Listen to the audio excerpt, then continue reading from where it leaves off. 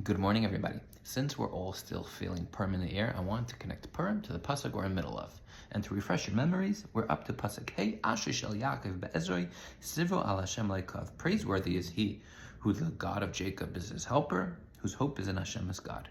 We mentioned 2 videos ago how Yaakov was able to see beyond his ashtadlus of going to Lavan for safety, but never losing focus on who's really saving him, HaKadosh Baruch Hu.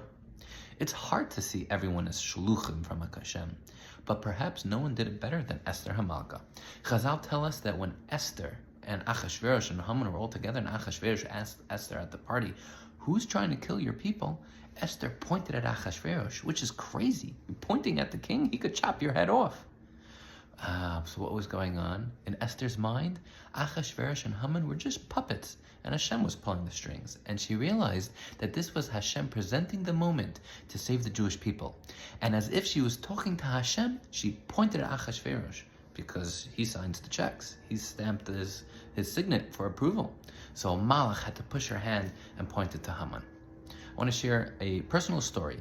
During COVID, I was in Rome with my wife. And at the airport, the lady, the TSA, I don't know what you call it in Rome, but was not accepting my rapid COVID test as good enough. And she wouldn't budge. She wouldn't let us through security. It was a Thursday night. I had to get back there to Israel. I wasn't finding a place to spend the Shabbos in Rome. Forget the money. And the only thing I know what to do is I got back in line and hoped to get a new lady that was nicer. And I did. But before I could even speak to her, that other lady came running by and telling her, don't let him through.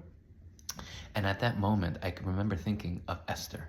And I looked at this TSA agent, but in my mind, I was pleading to HaKadosh Baruch Hu. And, make a long story short, the lady said, run.